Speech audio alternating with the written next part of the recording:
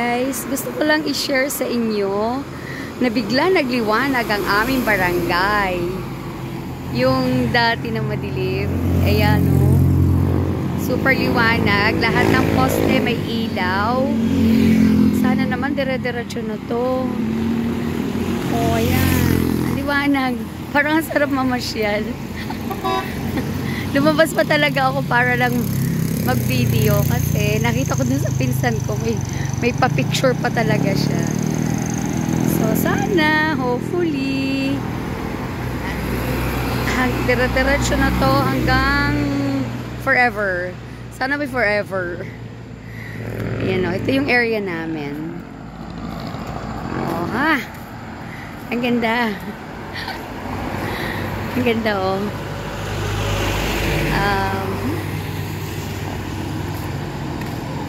Sana mahaba ang narating ng ilaw na to.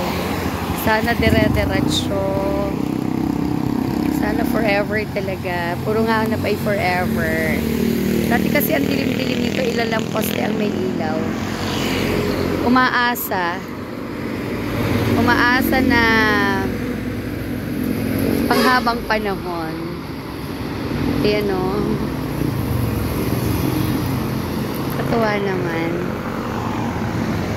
Parang ang saya. Parang Pasko na agad. Parang biglang naramdaman yung Pasko. Yan o, ang saya-saya. Ganda. Hindi na nakakatakot kasi nung time na madilim, sobrang nakakatakot. Kailangan mong mag-flashlight para maramdaman ng kasalubong mo o yung dumadaang sasakyan na may tao. Pero this time, oh, grabe, liwanag. Ganda. Hopefully, dire-diretso.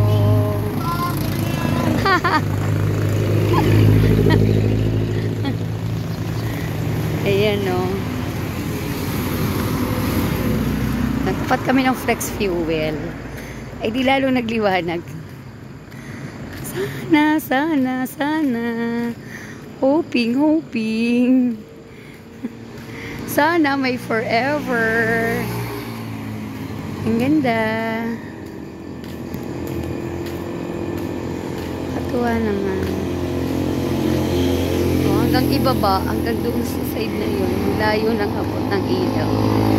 Ang liwanag ng aming barangay. Gandara. Parang pati ang mga jeep ay masaya. Kasi maliwanag na talaga.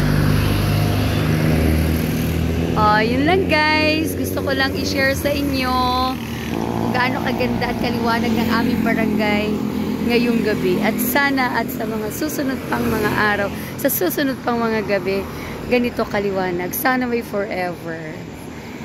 Thank you guys. Thanks.